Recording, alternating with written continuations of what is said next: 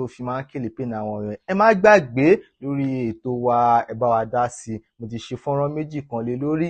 Fọ́nrán àkọ́kọ́ náà ni fọ́nrán tí ọkọ àti ìyàwó tó fẹ́ra wọn fún bíi 30 years wọn ò sì rí ọmọ bí, àmọ́ àwọn adigunjalè wọlé wọn, wọ́n fipá bá ìyàwó lájọṣepọ̀. Ìyàwó lóyún o, ọkọ ní kí ìyàwó kó lọ ṣẹ́yún pé òun ò lè máa tọ́ oyún ọmọ àlè, tó bá tún bímọ tán òun ò lè máa tọ́ ọmọ àlè.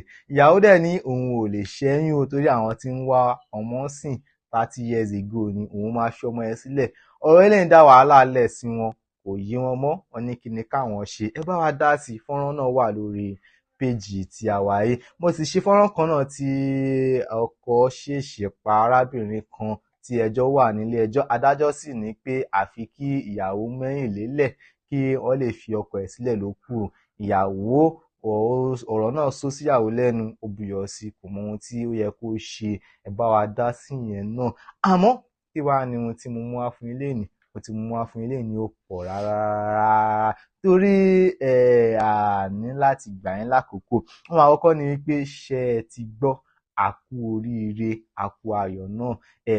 Ohun ìdùnnú ló jẹ́ fún bàbá wa Slimcase tí bàbá wa D'banj tí ó surprise wọn, ó fún wọn ní ọkọ̀ bọ̀gìnì. Ọkọ̀ bọ̀gìnì ni wọ́n fún wọn. Ọkọ̀ yìí sì, iye ọkọ̀ yìí tó 65 million naira. Mi ò réèyàn fún mi ní 1 million naira rí, God abeg.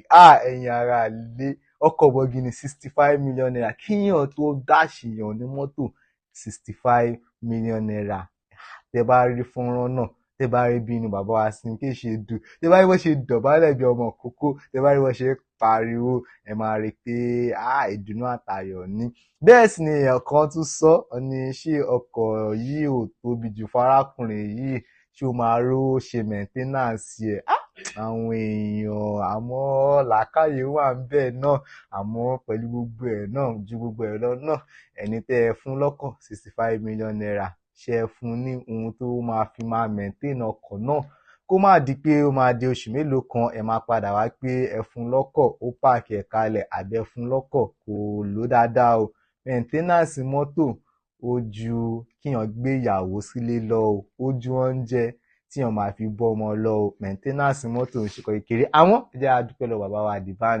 Fún ẹ̀yin tẹ́ ń béèrè lọ́wọ́ pé ta ló ń jẹ́ D'banj. D'banj olórin ni wọ́n, olórin hip hop ni wọ́n. Tọkùnrin kan gbà yẹn tọkọ ọmọ you don make me fall in love. Orin náà ó gba jàǹgbà yẹn, kò sẹ́ni tó máa lóun ò gbọ́. àwọn ọmọ tó ṣẹ̀ṣẹ̀ ń bí gan wọ́n máa ti gbọ́ rí díẹ̀ náà. Tọkọ fall in love, ọmọ you don make me fall in love, àwọn náà kọrin náà tí orúkọ wọn jẹ́ Ọládàpọ̀ Daniel Oyèbánjí gangan ni orúkọ wọn. Ẹni tó ń jẹ́ D'banj náà ni a ṣì ń bọ̀ láti wá sọ díẹ̀ nípa ìtàn wọn gẹ́gẹ́ bá a ṣe máa ń sọ lórí ìkànnì yìí, tá a máa mẹ́nuba ìtàn wọn díẹ̀ à ń bọ̀ láti wá sọ. Ta ló wá ń jẹ́ Slimcase? Slimcase jẹ́ Olúwafẹ́mi Ọládàpọ̀. Olúwafẹ́mi Ọládàpọ̀ ni bàbá wa Slimcase tó ń jẹ́. Àwọn náà kọ Òṣèpẹ̀tẹ́rì, wọ́n kọrin kan tó ní olùwà máa dárun lẹ́yìn bí àwa náà ṣe kọrin yẹn náà ní àwọn ọmọ Ṣòṣóndì, àwọn Ṣẹ̀pẹ̀tẹ́rì, àwọn Ṣàgóṣàkù, àwọn náà kọrin yẹn náà. Gbajúgbajà làwọn náà, àwọn club related songs làwọn máa ń kọ. Bẹ́ẹ̀ náà dẹ̀ ní street credibility gan-an ni. Wọ́n dẹ̀ ti pẹ́ nínú iṣẹ́ orin, wọ́n ti pẹ́ gan. Tẹ́ bá lọ flashback ẹ máa rí pé wọ́n ti pẹ́ gan. Bẹ́ẹ̀ sì ni ẹ sì mọ̀ pé orí dátáyé àbí kan àyànmọ́ ò papọ̀. Wọ́n ti pẹ́ nídìí iṣẹ́ orin àmọ́ wọn tí rí lè rọ́wọ́ tayọ ń bẹ̀. Bẹ́ẹ̀ sì ni òun ló fà á tí bàbá D'banj ṣe wò pé legend lárákùnrin yìí, ó ti ń ṣe kínní tipẹ́tipẹ́, ẹ jẹ́ a bù lẹ́bùn. Nínú fọ́nrán tí bàbá àwọn gan ti ṣe, bàbá Slimcase ní àwọn rò pé káwọn máa sanwó díẹ̀díẹ̀ ni o, àwọn ó fún àwọn lódidi. Ẹ jẹ́ a kí bọ̀dá D'banj dáadáa. Àmọ́ bọ̀dá D'banj, àbẹ́yìn tẹ́ máa wo fọ́nrán yẹn, èmi náà nílò ọkọ̀ o, mo nílò ọkọ̀, ẹ ṣàánú mi o, ẹ jẹ́ èmi náà máa rí kan tì kiri o. Bó tẹ̀ jẹ́ kẹ̀kẹ́, àwọn kẹ̀kẹ́ onítáyà ńlá yẹn ẹ bùn àwa náà, àbí ohun tí ó bá wá sí lọ́kàn láti bùn wá, ẹ bùn wá o. Kó orí wa ò lè kọ́rí pẹ̀lú àṣẹ Èdùmàrè. Kí wá ní nǹkan kejì tá a tún fẹ́ mú wá fún wa náà ni pé a mọ̀ pé Grammy Award ó ń bọ̀ lọ́nà, ó kù ọjọ́ mélòó kan báyìí. Gẹ́gẹ́ bá ti mọ̀, ọ̀kan lára àwọn streamer tó gbayì jù ní orílẹ̀-èdè lákòókò yìí, Kata Efe, ó ti fọwọ́ sọ̀yà pé ó dá òun lójú pa pé Davido, ìyẹn David Adeleke, pé ó máa gba Grammy lọ́dún. Gẹ́gẹ́ bá a sì ti mọ̀, wọ́n ti nominate Davido bí ẹ̀ẹ̀mẹ́ta abẹ́ẹ̀mẹ́rin sìn tí ò sì gbá rí, àmọ́ Kata Efe ti fọwọ́ ẹ̀ sọ̀yà pé ó dá òun lójú pa. Ó tún fi 2 million naira ó fi ta tẹ́tẹ́ lé lórí pé Davido máa gba Grammy. Lóòótọ́ ṣé Davido máa lè gbà? Ṣé orin tó ń kọ ṣé ó máa gba Grammy lóòótọ́? Ṣé credibility ẹ̀ ṣó lè gba Grammy lóòótọ́? Ṣé art ẹ̀ ṣó worth Grammy lóòótọ́?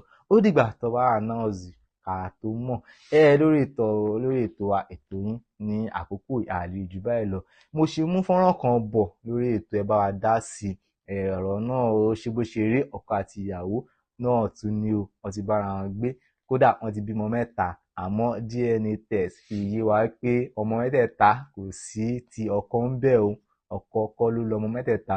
Ọkọ sì ní pé ìyàwó fún òun ní ọmọ kan kóun mọ̀ pé tòun ò gbé, tàbí kí òun ṣe gbogbo owó tí òun ti ná lórí àwọn mẹ́tẹ̀ẹ̀ta kí ìyàwó dẹ̀ dá padà fún òun. Option méjì tó fún ìyàwó lélẹ́yìí, àmọ́ ọ̀rọ̀ náà mò ń mú bọ̀ lẹ́kùnrẹ́rẹ́.